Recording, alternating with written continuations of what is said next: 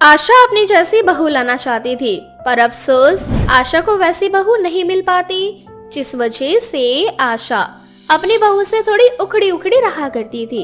ऐसे ही एक दिन आशा की बहू नित्या फोन में क्रिकेट देख रही होती है और जब आशा अपनी बहू को फोन चलाता देखती है तो उससे बहुत गुस्सा होती है। बस पूरा दिन फोन में घुसी रहती है। अरे ये नहीं कि घर की बहू हूँ, कुछ थोड़ी जिम्मेदारी भी संभाल लूं। पता नहीं फोन में ऐसा क्या देखती रहती है। और ये वो कलमुही फोन की दुनिया से बाहर निकलेगी या फिर फोन में ही अपनी नई दुनिया बनाएगी। हाँ माँ जी, बस 10 मिनट में आती हूँ। पुराने जमाने के साथ क्या समझेंगे, क्रिकेट देखने में मजा कितना आता है। मुझे तो क्रिकेट खेलना भी पसंद है, पर जब से ससुराल आई हूँ तब से क्रिकेट खेलना मेरा बंद हो गया है। एक बार फिर से नित्या मजे से फोन में क्रिकेट देखने लगती है। 10 मिनट के बाद नित्या भी अपने कमरे और फोन की दुनिया से बाहर नहीं आती, जिसके बाद आशा खुद जाकर उसके हाथों से उसका फोन छीन लेती है और इससे बोलती है, करमजली, तेरे माँ बाप ने तुझे कुछ सिखाकर भेजा भी है या नहीं? क्या हुआ माँ जी, आप इतना नाराज क्यों हो रही है? गलती करके कितने प्यार से पूछ रही है। अरे टाइम देखने आता है या नहीं, या फिर अंधी हो चुकी है? अरे मुझ जैसी गंवार है क्या जो तुझे टाइम का ही नहीं पता हो? अरे शाम के 8 बज चुके हैं। मजाल है कि तू इस दुनिया से बाहर निकल के रसोई की दुनिया में गई हो। अरे एक भी दिन ऐसा नहीं होता जिस दिन मैं तुझे डांटू ना या फटकार ना लगाऊं। बिना मेरी बात सुने तेरे को खाना ही हजम नहीं होता। क्या माँ जी, सच में 8 बज चुके हैं? मुझे तो समय का सच में पता नहीं चला। माफ करना, हमेशा की तरह मुझसे आज भी गलती हो गई अनजाने में। मैं अभी जाकर खाना बना देती हूँ। अब नित्या जल्दी से रसोई में जाती है और खाना बनाने लगती है और खाना बनाते हुए भी क्रिकेट देखती है, जिस वजह से आज भी नित्या का खाना जल जाता है। कुछ दिनों से नित्या का ये रवैया आशा को खटक रहा था। अब आशा से बर्दाश्त नहीं होता और वो सारा खाना फेंक देती है और नित्या का फोन छीन कर उससे बोलती है, जरा मैं भी तो देखूं, ऐसा क्या है तेरे फोन के अंदर जिस वजह से तू घर का कोई काम नहीं करती, अपनी कोई भी जिम्मेदारी समय से नहीं पूरा करती? दिखा मुझे भी। माँ जी बस माफ कर दीजिए, आगे से सच में ऐसा नहीं होगा। प्लीज प्लीज मेरा फोन दे दीजिए। आज तुझे फोन नहीं मिलेगा, बल्कि आज क्या, जब तक तुझे फोन नहीं मिलेगा, जब तक कि तू अपनी गलती सुधार नहीं लेती। और मैं तुझे फोन देने वाली नहीं हूँ, क्योंकि पहले ना मैं भी टीवी देखती थी, बहुत क्रिकेट की दुनिया में खोई रहती थी, क्योंकि मुझे क्रिकेट खेलना बहुत पसंद था। पर शादी के बाद तो मेरी किस्मत ही बदल गई, मेरा सपना टूट गया।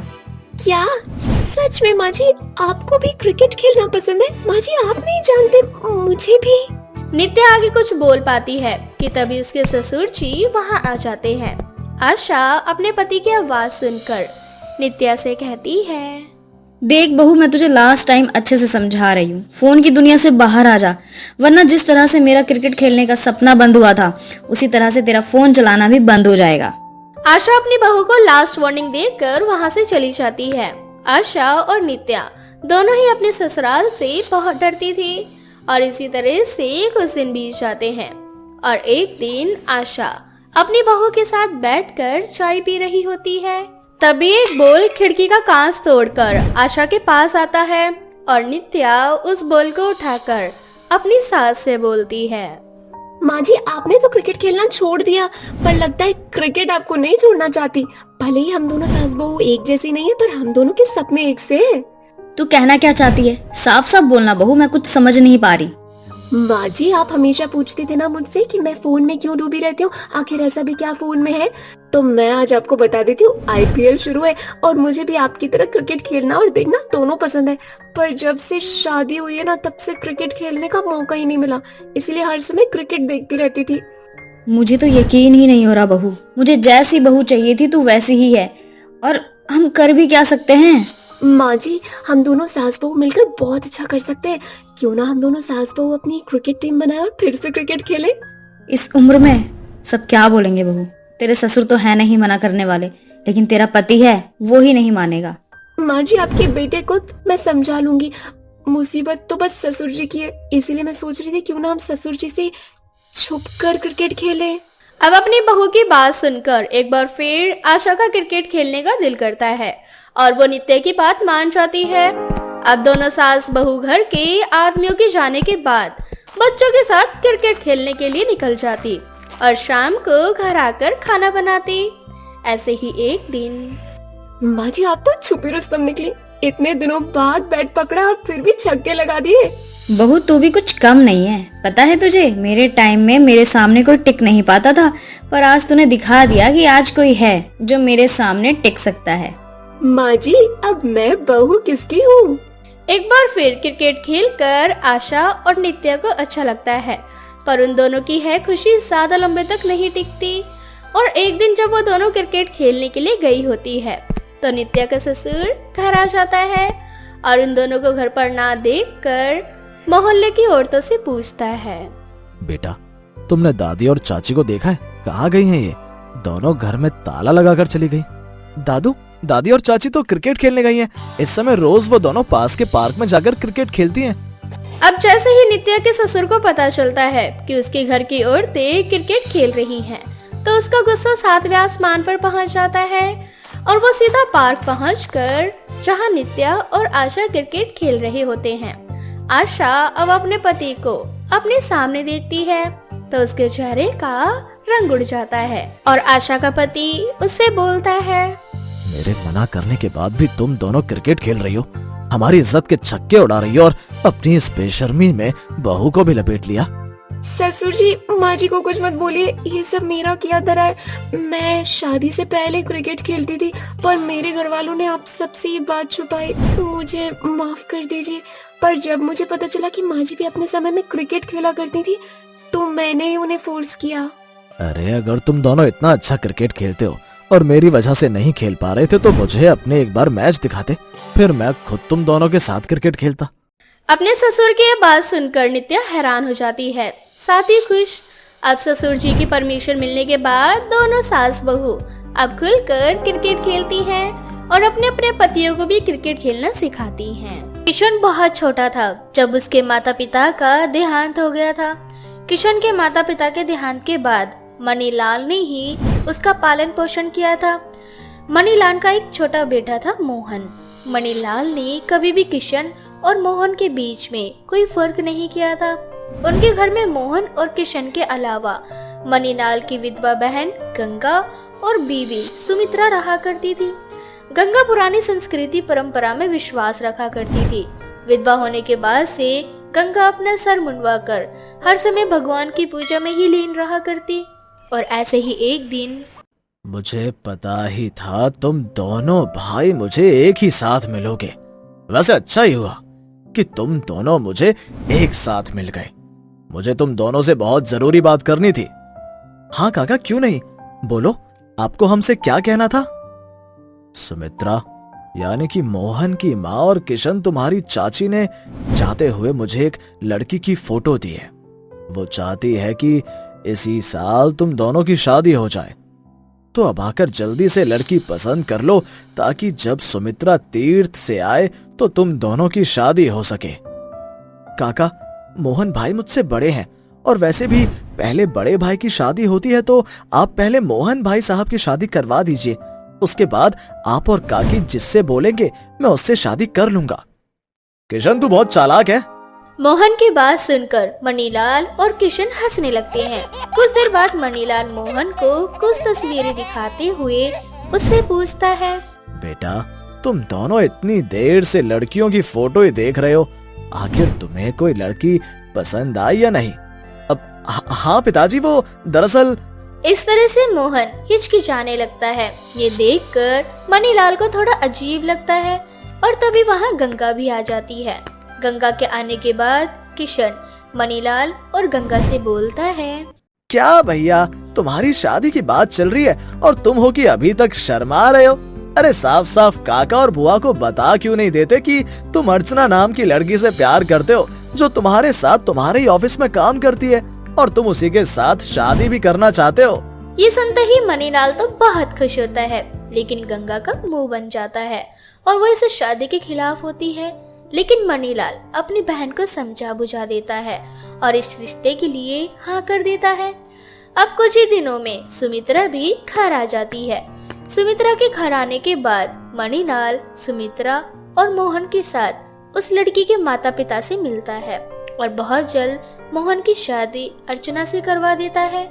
अर्चना और मोहन की शादी को अभी कुछ ही समय हुआ था कि तभी गंगा, सुमित्रा और मणिलाल से बोलती है, अरे मणिलाल, तू हमेशा बच्चा बनकर ही बैठा रहेगा या फिर कभी बड़ा भी होगा? मोहन बेटे की शादी को 1 महीना होने को आ गया है, लेकिन तूने अभी बहू और बेटे को कुलदेवी के मंदिर नहीं भेजा माता रानी का आशीर्वाद लेने के लिए। माफ करना दीदी, पर मेरे दिमाग से ही निकल गया था। कोई बात नहीं, मैं अभी जाकर मोहन को बताता हूँ कि कल सुबह होते ही वो अर्चना बहू के साथ कुलदेवी के मंदिर चला जाए और वहाँ से माता रानी का आशीर्वाद लेकर आए। इस तरह से मणिलाल मोहन के पास जाता है और मोहन को अगले ही दिन कुलदेवी मंदिर जाने के लिए बोलता है।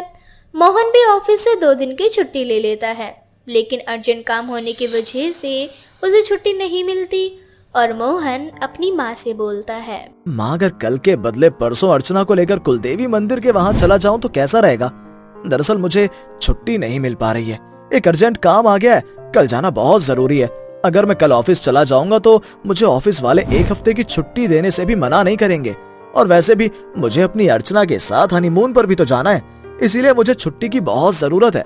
ठीक है बेटा, तू ऑफिस चले जाना, मैं तेरे पापा और बुआ को समझा दूंगी। हाँ, माँ से परमिशन लेकर अगले दिन मोहन सुमित्रा को अपने साथ कुलदेवी के मंदिर ना ले जाकर खुद ऑफिस के लिए निकल जाता है। लेकिन तभी रास्ते में एक भयंकर एक्सीडेंट होता है और मौके पर ही मोहन की मृत्यु हो जाती है। जब ये बात घर वालों को पता चलती है तो उनके पैरों तले जमीन खिसक जाती है। अब इसी तरह से कुछ दिन बीत जाते हैं। बेचारी अर्चना अभी तक अपने पति के मौत के गम से बाहर भी नहीं निकली थी कि तभी एक दिन बनारस से कुछ विधवा औरतें आती है जो कि गंजी होती है। सुमित्रा, बहू कहाँ है? अर्चना बहू को बाहर लेकर आओ। देखो, बनारस से कुछ विधवा औरतें आई हैं। आखिर अर्चना बहू भी तो मेरी तरह ही विधवा है। अब उसे भी सादा जीवन जीना होगा। उसकी जिंदगी में रंगों का कोई महत्व नहीं है। उसे जल्दी से बुलाकर लेकर आओ ताकि वो भी अपने बाल त्याग सके हमारी तरह। पर दीदी, अब के समय में ये रीति रिवाज कौन मानता है? सुमित्रा की ये बात सुनते ही गंगा भड़क उठती है और उस पर जोर जोर से चिल्लाने लगती है। गंगा की आवाज सुनकर अर्चना, मणिलाल और किशन बाहर निकलते हैं। जब वह ये सब देखते हैं कि बनारस से कुछ विधवा औरतें अर्चना को अपने साथ लेने आई है, तो अर्चना रोते हुए गंगा से बोलती है, बुआ जी, मैं आपके सामने हाथ जोड़ती हूँ। मैं पहले ही अपने पति को खोने के गम से बाहर नहीं निकल पाई हूँ। मैं इससे ज्यादा और कोई पीड़ा सहने की हालत में नहीं हूँ। आप तो खुद मेरी तरह एक विधवा है, फिर आप ऐसा कैसे कर सकती हैं? बहू, मैं सब समझ सकती हूँ। हर विधवा को सादा जीवन जीना होता है, सफेद साड़ी पहननी होती है, अपने बालों को त्यागना होता है। यही दुनिया का दस्तूर है। ये सब देखकर किशन खुद को रोक नहीं पाता और अपनी बुआ से बोलता है, बुआ जी, आप क्या कर रही हैं? आपके समय की बात कुछ और थी, पहले की परंपरा कुछ और थी, पर अब ऐसा कुछ नहीं है। मेरे होते हुए मैं अर्चना को अपने लोगों की तरह सादा और दुखमय जीवन नहीं जीने दूंगा। अरे तू कौन होता है हमारे घर के मामले में अपनी राय देने वाला? मैं भी तो एक विधवा हूँ, मैं भी तो सादा जीवन जी रही हूँ। मेरी जिंदगी में भी कोई रंग नहीं है और ना ही मेरे सर पे बाल हैं। एक विधवा का जीवन यही होता है। तुम लोगों के खुली विचारों की वजह से आज मेरा बेटा मोहन हमसे दूर हो गया है। माफ करना बुआ, पर काका ने मुझे अपने बेटे की तरह पाला है और मैं एक बेटे होने का फर्ज निभा रहा हूँ। आपके हिसाब से एक विधवा सादा जीवन जीती है। यदि अगर उसकी मांग लाल हो जाए तो वो औरों की तरह खुशहाल जिंदगी जी सकती है। अगर ऐसा है तो अब से अर्चना भी एक खुशहाल जिंदगी जिएगी और मैं मोहन की जगह पर इस घर की जिम्मेदारी उठाऊंगा। इतना बोलकर किशन मंदिर से सिंदूर लाता है और अर्चना की मांग भर देता है। किशन जी, ये आपने क्या किया? मैं एक विधवा हूँ। एक विधवा से शादी करके आप अपनी जिंदगी नर्क बनाना चाहते हो क्या? अर्चना, ये तुम कैसी बात कर रही हो? मैं नहीं मानता इस रूढ़िवादी सोच को। तुम्हारे सामने अभी पूरी जिंदगी पड़ी है, तुम्हें उसे जीना ही होगा। तुम्हें अपने लिए सोचना होगा और इसके लिए तुम्हें एक विधवा की तरह नहीं बल्कि एक सुहागन की तरह जीना होगा। ये देखकर गंगा का मुंह बंद हो जाता है, जिसके बाद सुमित्रा और मणिलाल बोलते हैं, दीदी, आपके समय में मैं बहुत छोटा था। अगर मैं बड़ा होता तो शायद आज आपकी जिंदगी में सफेद रंग की जगह लाल रंग होता। मैं आपकी झोली में खुशियां नहीं भर सका, पर मैं अपनी बहू की खुशियों को छीन नहीं सकता। मैंने हमेशा किशन को अपना बेटा माना है, इसीलिए मैं किशन के फैसले से सहमत हूँ। ऐसा ससुराल पाकर तो मेरी जिंदगी सफल हो गई। जरूर मैंने पिछले जन्म में बहुत अच्छे काम किए होंगे जो मुझे ऐसे सास ससुर मिले। इस तरह से मणिलाल अपनी विधवा बहू की शादी किशन से करवा देता है, जिसके बाद अर्चना एक खुशहाल जिंदगी किशन के साथ व्यतीत करती है। सूरजपुर में एक बड़ा ही मशहूर बाबा था जिसका नाम कामदेव था। बाबा एक छोटा सा भवन बनाकर उसमें दिन भर रहते थे। वो तंत्र मंत्र जादू टोना किया करता था और शाम होते ही अपने घर चले जाया करता था। बाबा की 3 विधवा बहुएं थी। बड़ी बहू सुनीता, छोटी बहू कोमल और सबसे छोटी बहू अनीता। बेटे की मौत के बाद कामदेव घर खर्चे चलाने के लिए ढोंग का रास्ता अपना लिया था। ऐसे ही रात को कामदेव बहुत सारे पैसे लेकर घर आता है और अपनी बड़ी बहू से कहता है, सुनीता बहू कहाँ है तू? ये देख, आज बहुत अच्छी कमाई हुई है, मेरे लिए एक गिलास पानी लेते आना। आज मेरा मन बहुत खुश है। आज बहुत अच्छे अच्छे ग्राहक आए थे मेरे पास। मैं तो भगवान से यही दुआ करता हूँ कि मेरे पास रोज आज के मुकाबले जितने ग्राहक आए थे उसके 2 गुने ग्राहक आए। तभी वहाँ तीनों बहुएं आ जाती है। बाबा की तीनों बहुएं बहुत भोली और सीधी सादी थी। वो चाहती थी कि घर में मेहनत के पैसे आए, ना कि ऐसे ढोंग करके। तभी बड़ी बहू सुनीता बाबा से कहती है, पिताजी, आपको मैंने कितनी बार मना किया है कि ऐसे लोगों को ठग कर अपनी जरूरतों को पूरा करना कहाँ तक ठीक है।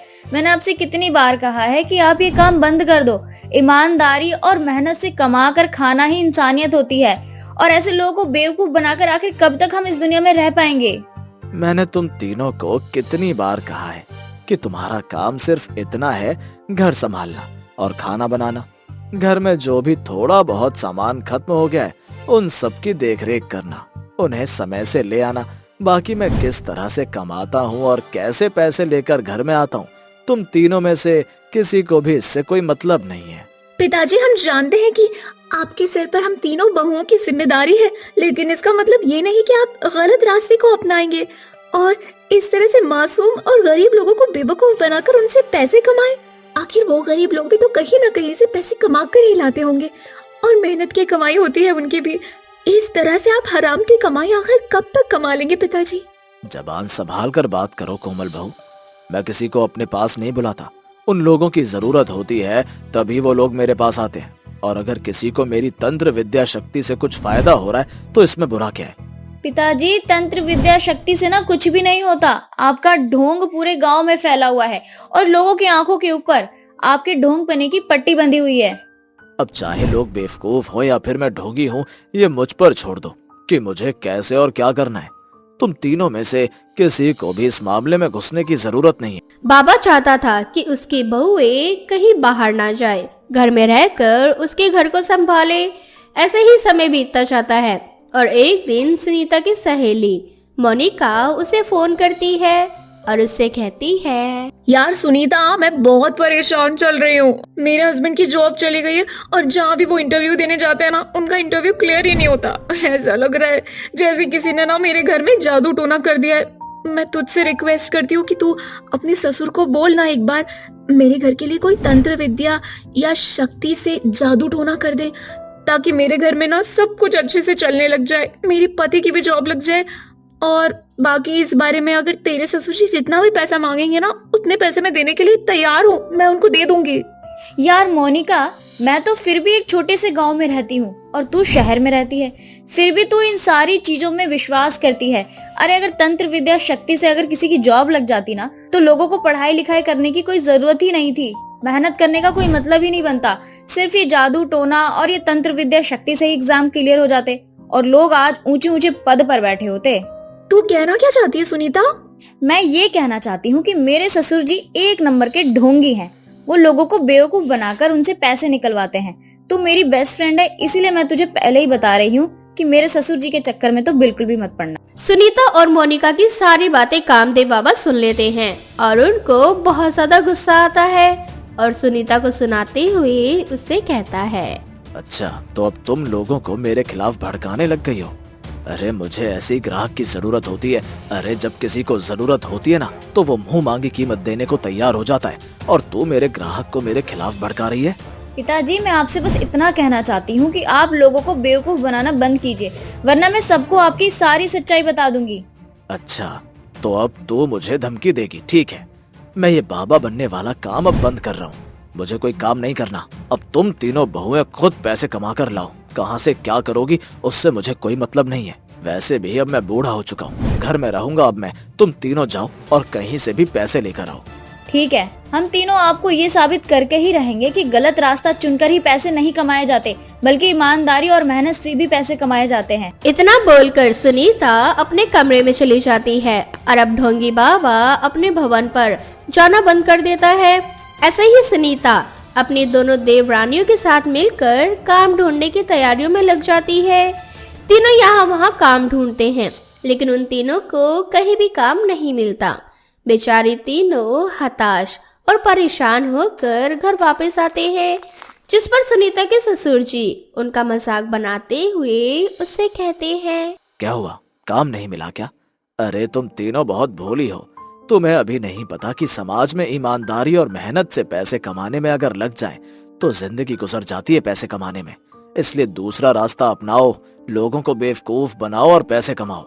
हमने अभी तक हार नहीं मानी, और जिस दिन हम तीनों ने हार मान ली ना, उस दिन हम तीनों आपके साथ आपके इस काम में साथ देंगे आपका। ऐसे ही तीनों फिर से मिलकर अगली सुबह काम ढूंढने के लिए निकल जाती हैं। बेचारी बहुत ज्यादा परेशान हो जाती है, उन्हें कहीं भी कोई काम नहीं मिलता। तभी कोमल को बहुत जोर से भूख लगती है और वो सुनीता से कहती है, दीदी मुझे तो बहुत भूख लग रही है और घर भी काफी दूर है, आपके पास कुछ पैसे हैं क्या? तुम दोनों चिंता मत करो, मेरे पास कुछ पैसे हैं और ये पास के ढाबे से मैं तुम्हें कुछ खिला देती हूँ। सुनीता, कोमल, अनीता तीनों मिलकर पास के ढाबे पर जाते हैं खाना खाने के लिए। जैसे ही कोमल खाना खाती है, वो सुनीता से कहती है, अरे दीदी ये ढाबे वाले का खाना कितना बेस्वाद है, इससे ज्यादा स्वादिष्ट तो आप ही बना लेते हो। मेरा तो दिल कर रहा है इस ढाबे वाले को बोलो कि भाई तू ये काम अब बंद कर दे, मेरी दीदी रख ले काम पर। वैसे आइडिया बुरा नहीं है कोमल, क्यों ना हम तीनों मिलकर अपना काम शुरू करें। वैसे भी सब कहते हैं कि मैं खाना बहुत ज्यादा स्वादिष्ट बनाती हूँ, क्यों ना हम तीनों मिलकर यही काम करते हैं। इस तरह से तीनों मिलकर अगले दिन अपने लिए ढाबा खोलने का एक बढ़िया सी जगह देख कर आती हैं और वहाँ पर तीनों देवरानी जेठानी मिलकर ढाबा खोलती हैं, जहाँ पर आपस में मिलजुल कर वो खाना बनाती हैं और बहुत ही कम दाम में खाना बेचना शुरू करती हैं। धीरे धीरे उनका काम बहुत अच्छे से चलने लगता है। अब उनकी बहुत ज्यादा अच्छी आमदनी होती है, तो वो सारे पैसे अपने ससुर जी को देती है और कहती है, पिताजी जितने पैसे आप कमा कर लाए थे उतने ही पैसे मैं भी कमा कर लाई हूँ, लेकिन आपके काम में और मेरे काम में जमीन आसमान का फर्क है। आप लोगों को ठग कर पैसे कमाते थे और मैं यहाँ मेहनत करके पैसे कमा कर लाई हूँ। और कहते हैं ना कि मेहनत करने वालों की और कोशिश करने वालों की कभी हार ही नहीं होती। परेशान हुई थी, हताश हुई थी मैं, लेकिन मैंने कभी हिम्मत नहीं हारी। बाबू को खुद पर बहुत शर्मिंदगी होती है और अब वो तीनों बहुओं से माफी मांगता है, और जिसके बाद अब बाबा भी मिलकर अपनी तीनों बहुओं के साथ ढाबे पर काम करना शुरू कर देता है। और इस तरह से वो सभी आपस में मिलजुल कर काम करते हैं और हंसी खुशी अपने जीवन में आगे बढ़ते हैं। सूरजपुर में एक बड़ा ही मशहूर बाबा था, जिसका नाम कामदेव था। बाबा एक छोटा सा भवन बनाकर उसमें दिन भर रहते थे। वो तंत्र मंत्र जादू टोना किया करता था और शाम होते ही अपने घर चले जाया करता था। बाबा की 3 विधवा बहुएं थी। बड़ी बहू सुनीता, छोटी बहू कोमल और सबसे छोटी बहू अनीता। बेटे की मौत के बाद कामदेव घर खर्चे चलाने के लिए ढोंग का रास्ता अपना लिया था। ऐसे ही रात को कामदेव बहुत सारे पैसे लेकर घर आता है और अपनी बड़ी बहू से कहता है, सुनीता बहू कहाँ है तू? ये देख, आज बहुत अच्छी कमाई हुई है, मेरे लिए एक गिलास पानी लेते आना। आज मेरा मन बहुत खुश है। आज बहुत अच्छे अच्छे ग्राहक आए थे मेरे पास। मैं तो भगवान से यही दुआ करता हूँ कि मेरे पास रोज आज के मुकाबले जितने ग्राहक आए थे उसके 2 गुने ग्राहक आए। तभी वहाँ तीनों बहुएं आ जाती है। बाबा की तीनों बहुएं बहुत भोली और सीधी सादी थी। वो चाहती थी कि घर में मेहनत के पैसे आए, ना कि ऐसे ढोंग करके। तभी बड़ी बहू सुनीता बाबा से कहती है, पिताजी, आपको मैंने कितनी बार मना किया है कि ऐसे लोगों को ठग कर अपनी जरूरतों को पूरा करना कहाँ तक ठीक है। मैंने आपसे कितनी बार कहा है कि आप ये काम बंद कर दो। ईमानदारी और मेहनत से कमा कर खाना ही इंसानियत होती है, और ऐसे लोगों को बेवकूफ बनाकर आखिर कब तक हम इस दुनिया में रह पाएंगे। मैंने तुम तीनों को कितनी बार कहा है कि तुम्हारा काम सिर्फ इतना है, घर संभालना और खाना बनाना। घर में जो भी थोड़ा बहुत सामान खत्म हो गया है उन सब की देखरेख करना, उन्हें समय से ले आना। बाकी मैं किस तरह से कमाता हूँ और कैसे पैसे लेकर घर में आता हूँ, तुम तीनों में से किसी को भी इससे कोई मतलब नहीं है। पिताजी, हम जानते हैं कि आपके सिर पर हम तीनों बहुओं की जिम्मेदारी है, लेकिन इसका मतलब ये नहीं कि आप गलत रास्ते को अपनाएंगे और इस तरह से मासूम और गरीब लोगों को बेवकूफ बनाकर उनसे पैसे कमाएं। आखिर वो गरीब लोग भी तो कहीं ना कहीं से पैसे कमा कर ही लाते होंगे, और मेहनत की कमाई होती है उनकी भी। इस तरह से आप हराम की कमाई आखिर कब तक कमा लेंगे पिताजी? जबान संभाल कर बात करो कोमल बहू। मैं किसी को अपने पास नहीं बुलाता। उन लोगों की जरूरत होती है तभी वो लोग मेरे पास आते हैं, और अगर किसी को मेरी तंत्र विद्या शक्ति से कुछ फायदा हो रहा है तो इसमें बुरा क्या है? पिताजी, तंत्र विद्या शक्ति से ना